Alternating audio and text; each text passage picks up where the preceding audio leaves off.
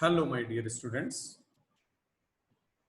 We are studying labor law first paper, which is for BA LLB and BB LLB program. And today we'll cover the industrial dispute settlement machinery, which is given in unit number 3 of this labor law first paper under Industrial Dispute Act 1947. And this is video lecture number 21. So before we go for the industrial dispute settlement machinery, I would like to throw some light that what are the causes of industrial disputes in the industry. So the causes of industrial disputes are many and varied. The major ones related to the wages, union rivalries, political interferences, unfair labor practices, multiplicity of labor laws, economic slowdown, and there are certain other causes. There are industrial disputes which are related to the wages, because at times it happens that the employer is just not making the payments of the wages to the workmen or the employees on time, or making the payment on time but paying the lesser wage amount, which is not acceptable to the employees. So the industrial dispute may be related to this. Or industrial dispute may be related to the union rivalries as well. Sometimes there are political interferences by the outside parties, by the outside unions, that may be the cause of industrial disputes. Sometimes there are unfair labor practices, which it may be from the employer side or it may be from employee side as well. So the industrial dispute may be related to that also. And sometimes the industrial disputes are related to the multiplicity of labor laws. Economic slowdown is again, the one major reason for the industrial dispute.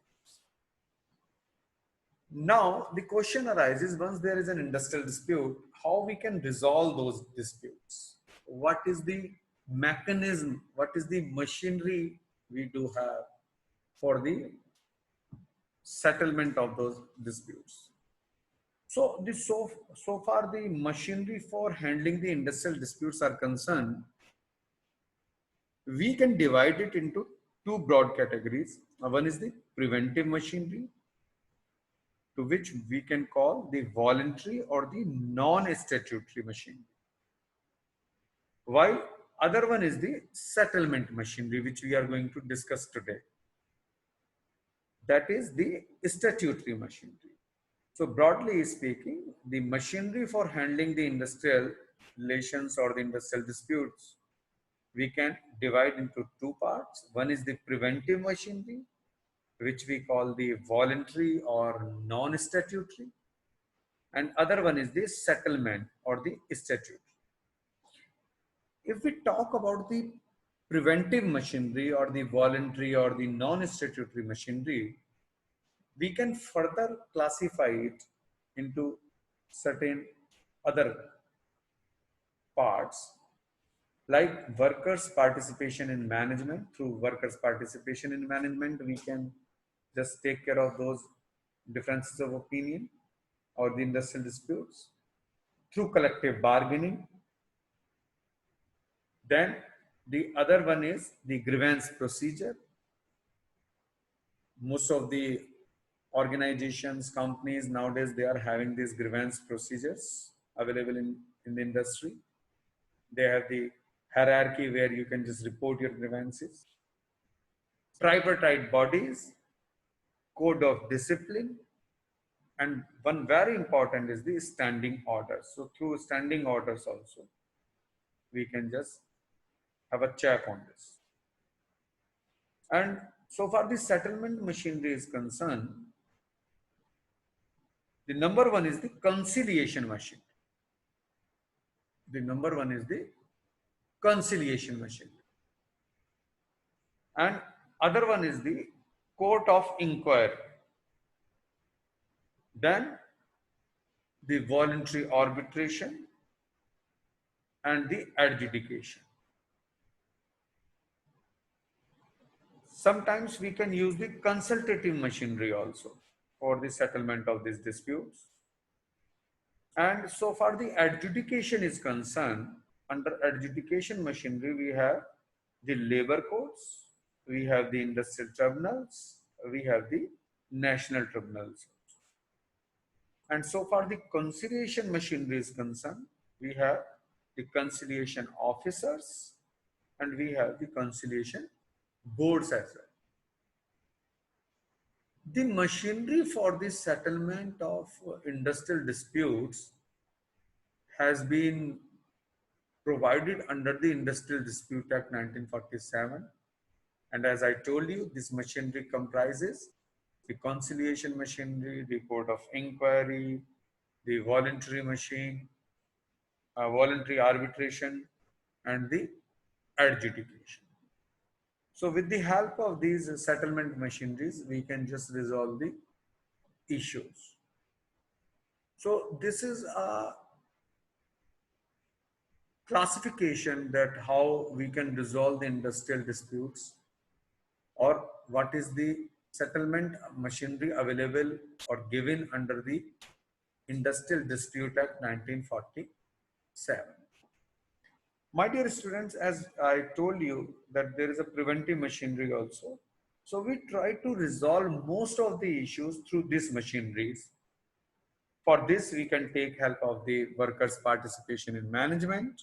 We can take help of the collective bargaining process. We can take help of the grievance procedure. Tripartite bodies are there. We can just sit and then we can resolve the issues through code of disciplines and the SAT rules regulations we are having in the establishment we call the standing orders. In the light of those standing orders, we can try to resolve the industrial disputes. And under settlement machinery, we have the conciliation machinery available. Under this head, the conciliation machinery, we have the conciliation officers under section 4, and we have the boards of conciliation also under section 5. Then under section 6, we have the court of inquiry also. And under section 7, we have the adjudication machinery, under which under section 7 we have the labor courts, and under section 7A we have the industrial tribunals, and under section 7B we have the national tribunals. So this is the framework which helps us to resolve the industrial disputes in the form of conciliation machinery, arbitration, adjudication, and at times we have the consultative machinery also to resolve the issues. And the ultimate remedy for the settlement of an industrial dispute is its reference to adjudication by labor court or tribunals when conciliation machinery fails to bring about a settlement.